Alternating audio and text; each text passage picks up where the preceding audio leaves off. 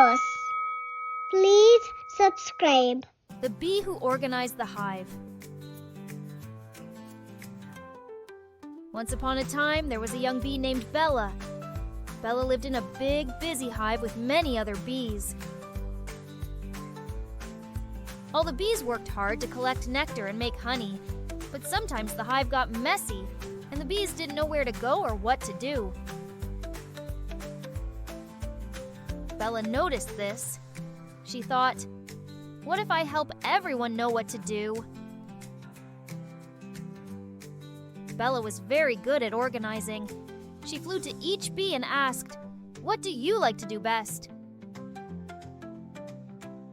Some bees like to gather nectar from flowers, some like to clean, and some like to make honey. Bella made a plan. She told the bees who liked flowers to go out and gather nectar.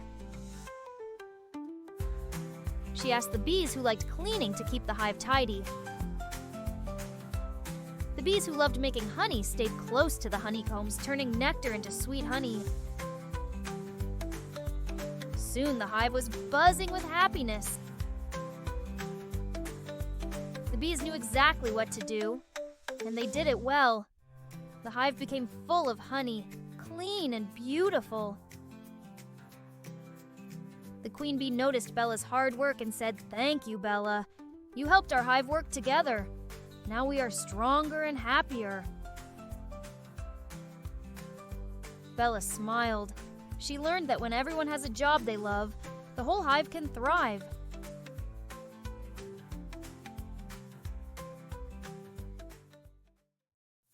Hi there, I'm Mia, and today we're going to see how magnets stick to metal.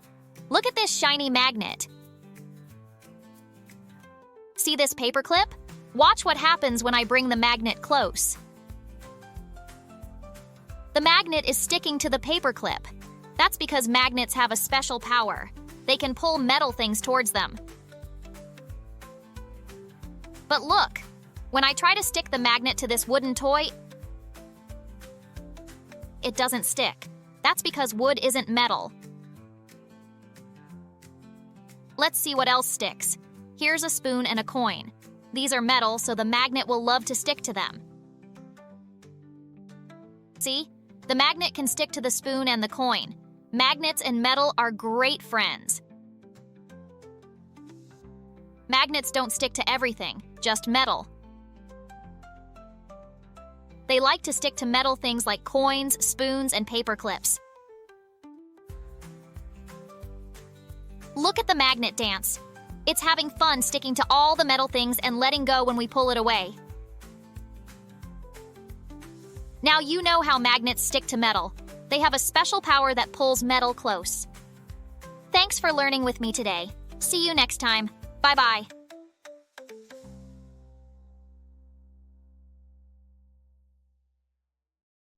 How do fish breathe underwater?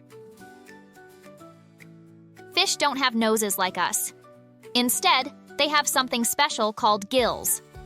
Gills are little slits on the sides of their heads. When a fish opens its mouth, water rushes in. But what happens next? The water flows over the gills. And guess what? The gills take the oxygen from the water. That's how fish get their air. Just like we breathe air, fish breathe water. They don't need to come up for air like we do. They can stay underwater. Watch the fish open and close its mouth. It's breathing in the water, taking in all that good oxygen through its gills. Every fish has gills. Big fish, small fish. They all breathe underwater with their gills. Isn't that amazing? When you see bubbles, that means the fish is breathing and feeling good. Bubbles are a happy sign. Now you know how fish breathe underwater. They have gills to help them get oxygen from the water. Thanks for swimming with us today. See you next time. Bye-bye.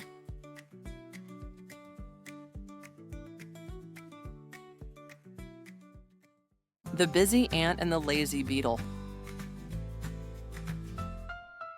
In a big garden, there lived a busy ant named Annie. Annie worked hard every day, carrying food to her anthill. She was always on the move. In the same garden, there was a beetle named Benny. Benny was lazy. He liked to sleep all day and didn't want to work. One day, Benny saw Annie carrying food. He asked, "Why do you work so hard, Annie? Come and rest with me." Annie smiled and said, "I'm saving food for the rainy days. Hard work today means we'll have enough to eat later." Benny just shrugged and went back to sleep. Soon the rain came. The garden was wet and there was no food to find. Benny was hungry and cold.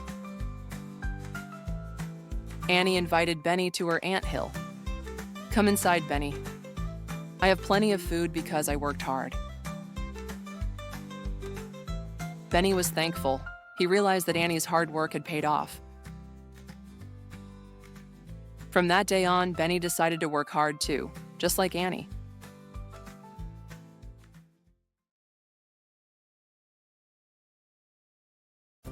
Why some balloons float up high? Have you ever wondered why some balloons float up high while others stay on the ground? Let's find out. This balloon is filled with helium. Helium is a special gas that makes balloons rise up into the sky. Helium is lighter than the air around us. That's why this balloon floats up. It wants to go up because it's lighter. But this balloon is filled with regular air. Air is heavier than helium, so this balloon stays down on the ground. See how easy it is to lift the helium balloon? That's because it's lighter. The air-filled balloon doesn't float because it's heavier. Different balloons can float at different heights depending on how much helium is inside. More helium means higher floating. The helium balloon loves to dance in the air.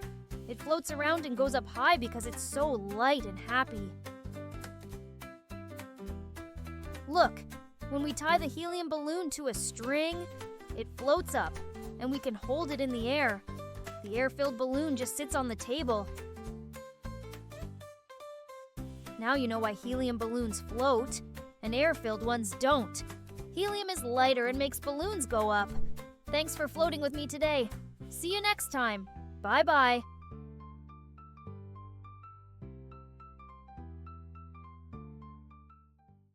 The Hedgehog Who Built a Bridge. Once, there was a little hedgehog named Harry. Harry lived in a big forest. The forest had a wide, deep river. On one side of the river, animals like bunnies, squirrels, and deer lived.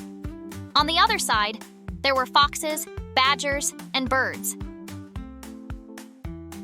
One day, Harry saw that the animals on both sides never played together. They couldn't cross the river, and they felt lonely. Harry wanted to help. Harry was small, but he was smart.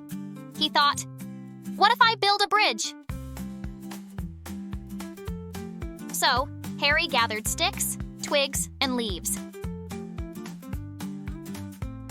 Every day he worked hard, placing the sticks across the river one by one. The other animals saw what Harry was doing. First, the beavers came to help. They were good with sticks. Then, the birds brought more leaves to make the bridge strong. The rabbits and foxes helped too, carrying small stones to make the bridge steady. After many days, the bridge was done. Now, the animals from both sides could cross the river. They could play together, share food, and be friends. Harry the Hedgehog was happy. He learned that when everyone works together, great things can happen.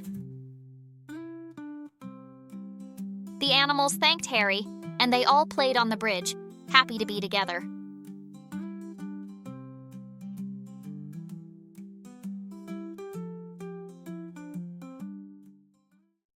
Have you ever wondered how bridges hold up all the cars and trucks that drive over them? Let's find out how. This is a bridge, and it has to be really strong to hold up all these cars. Bridges are made from special materials and designs that make them super strong.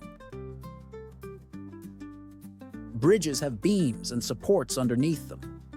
These help spread out the weight of the cars so that no single part gets too heavy. Some bridges have arches. Arches help spread out the weight and keep the bridge from falling down. It's like how your toys stay in place on a shelf. When a car drives onto the bridge, the beams and supports help hold up the weight. The bridge is strong and keeps the car safe as it goes over. There are different kinds of bridges, like suspension bridges and beam bridges. Each type uses different designs to make sure they can hold up heavy traffic. Sometimes, bridges might bend a little when lots of cars are on them. That's okay. The bridge is built to handle this and stay strong. See? The cars drive over the bridge and it holds them up just right. The strong beams and smart design make sure the bridge doesn't fall. Now you know how bridges hold up cars. They use strong materials and smart designs to keep everything safe. Thanks for learning with me today. See you next time. Bye-bye.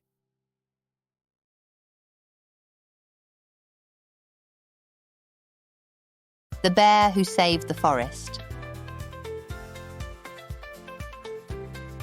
In a big green forest, there lived a strong bear named Bruno. Bruno loved his forest. He loved the tall trees, the soft grass, and the singing birds. One day, Bruno noticed something was wrong. Some animals were cutting down trees and leaving trash on the ground. The forest was getting messy and the trees were disappearing. Bruno knew he had to help. He walked around the forest and talked to the other animals. "We need to take care of our home," Bruno said. "The forest is where we live, and we must keep it clean and safe." Bruno started picking up the trash. He showed the other animals how to plant new trees. Soon, the squirrels, rabbits, and birds joined in. They all worked together, just like Bruno. After some time, the forest was beautiful again. The trees were tall, the grass was green, and the birds were happy. The animals thanked Bruno. "You saved our forest, Bruno," they said. Bruno smiled and said, "We all did it together. Our home is special, and it's up to us to take care of it."